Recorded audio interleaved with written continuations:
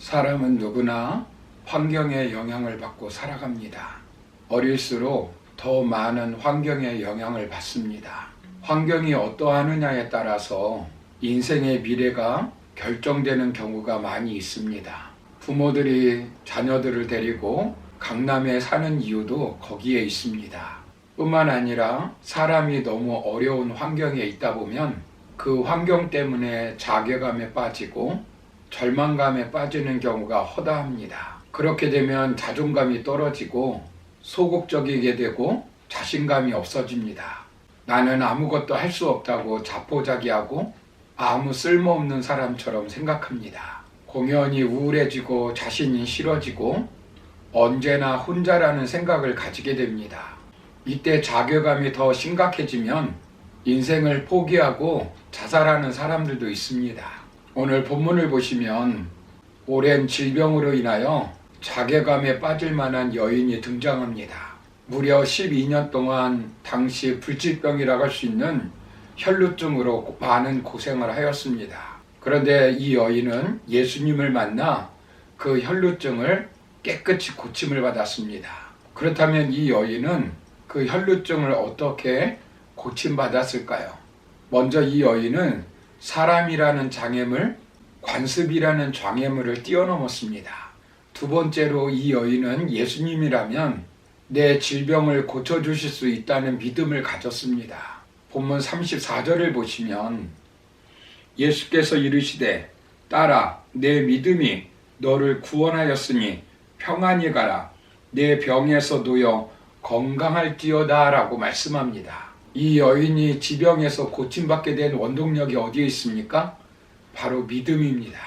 여기 보시면 예수님이 내 믿음이라고 말씀합니다. 이 여인은 12년 동안 그 누구를 만나도 해결받지 못하였는데 예수님을 만나 깨끗이 고침을 받은 것입니다.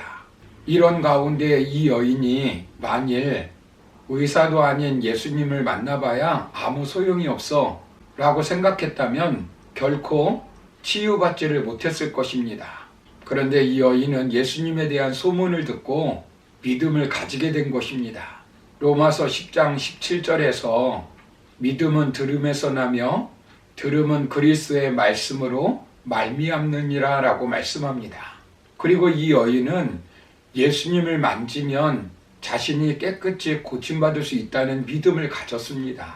본문 28절을 보시면 이는 내가 그의 옷에만 손을 대어도 구원을 받으리라 생각함이로라 라고 말씀합니다.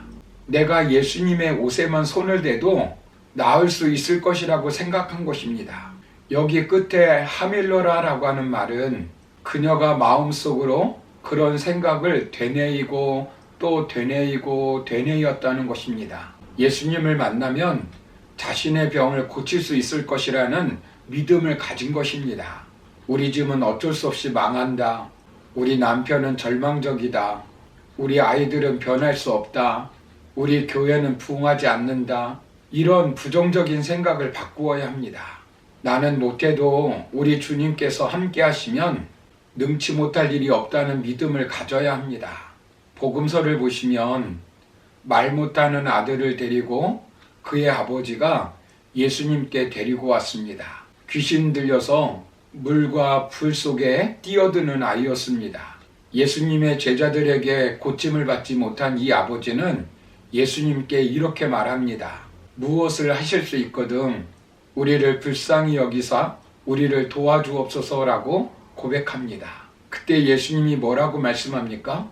마가복음 9장 23절에서 할 수 있거든이 무슨 말이냐?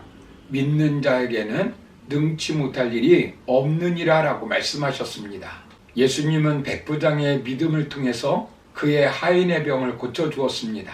예수님은 그 어떤 일을 행하실 때 그 사람의 믿음을 보시고 기적과 이적을 행하시는 것을 보게 됩니다.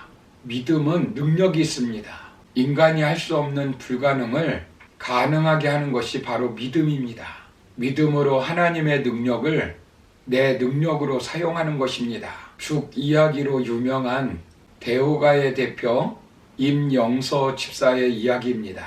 가난한 산골 소년으로 태어나 12살 때부터 군고구마 장사, 떡과 꽃, 과일 장사, 신문 배달, 공사장 인부 등 안 해본 일이 없었다고 합니다. 그는 어려움이 있을 때마다 그 모든 것을 기도하는 어머니에게 배운 것이라고 합니다. 어느 날 어머니가 밭상 앞에서 젓가락을 건네면서 말했다고 합니다. 이 젓가락을 세워봐라. 어떻게 세웁니까? 왜 못 세워? 끝을 잡으면 되지. 라며 평생 기억에 남을 말씀을 하셨답니다. 하나님이 너를 이렇게 잡아주시면 설 수 있다. 성공하고 싶다고 했지? 젓가락을 잡은 손처럼 하나님이 너를 잡아주시면 성공할 수 있다. 사람들은 성공하기 위해 무언가를 붙잡으려고 한다. 돈을, 권력을, 명예를. 하지만 너는 하나님 손만 붙잡아라. 하나님 없이 잡은 돈과 권력과 명예는 부질없는 것이다. 당시 어머니의 말씀을 잘 이해하지 못했지만 어려움을 겪으면서 하나님의 손을 강하게 붙잡는 신앙인이 되었다고 합니다. 그 결과 2003년도에 창립한 죽 이야기는 500개 매장을 거느린 대형 프랜차이저가 되었고 중국, 일본, 미국 등 해외에 진출했다고 합니다. 한국 유통대상, 대한민국 국민 건강문화대상을 수상했다고 합니다. 그는 자신의 경험을 중심으로 미다스 메소드라고 하는 책을 썼습니다. 그는 그 책에서 믿지 않으면 가능성도 없고 불신과 의심이 인생의 성공을 가로막는다 라고 말하였습니다. 그리고 믿음은 행복과 성공 비결 중에 가장 중요한 것이며 믿음을 가진 자가 세상을 움직인다. 믿음이 기적을 만들 수 있다 라고 말하고 있습니다. 뿐만 아니라 성공 비결의 75%는 믿음에 있다라고 말하였습니다. 사랑하는 성도 여러분, 인간적인 모든 노력 내려놓고 하나님을 의지하고 믿어야 합니다. 하나님께 맡기면 하나님께서 힘이 되어주시고 피난처가 되어주십니다. 본문 34절을 보시면 예수님께서 따라라고 말씀하십니다.